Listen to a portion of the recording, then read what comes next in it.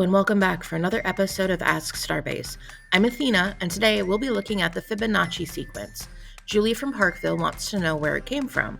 Let's spiral back into history, shall we?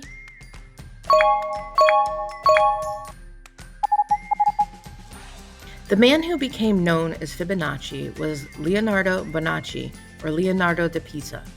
Born in the late 1100s, he traveled through the Mediterranean coast with his father, who was a merchant and customs official.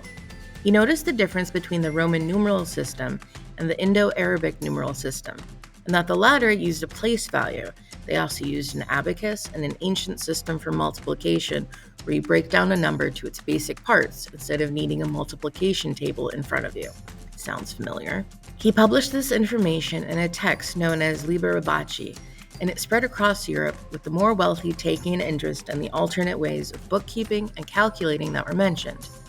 Within that same book, he offered a math problem without a definite answer. Specifically, how many rabbits would you have if you started with one pair, and they had a pair every month, and that pair had a pair every month, and so on? The answer is known as the Fibonacci sequence. It is important to note that Leonardo Bonacci did not invent the sequence of numbers, or even the concept of the sequence. Earlier, sometime between 450 and 200 BCE, the sequence was being used in Hindu poetry, where the syllables used were done so in the pattern of the sequence. Even earlier, in 600 BCE, Indian mathematicians were noting the relationship of the numbers to each other. Specifically, the sequence starts with 0 or 1 and adds to the number before it. 1 plus 0 equals 1. 1 plus 1 equals 2. 2 plus 1 equals 3. It continues. One relationship between the numbers that stands out the most is called the golden ratio. When two numbers next to each other in the sequence are divided, the larger number as the numerator, the answer is close to 1.6, a ratio that describes the curve or spiral in nature, and the way trees branch out, the fill pattern of flower petals, and the curvature of shells. They can all be mapped out using mathematics related to the sequence. Mathematicians found the ratio in a plethora of manners: engineering, formulas, music.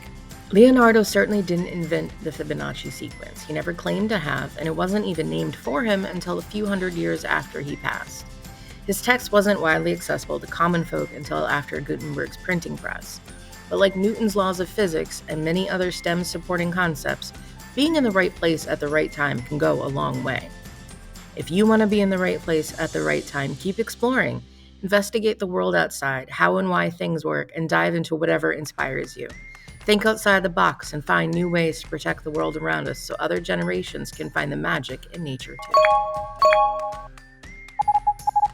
Thanks for joining me, Athena, on today's episode of Ask Starbase. If you have any other questions for us, drop us a line at ask@starbase-ct.com or visit our website at www.starbase-ct.com. See you soon.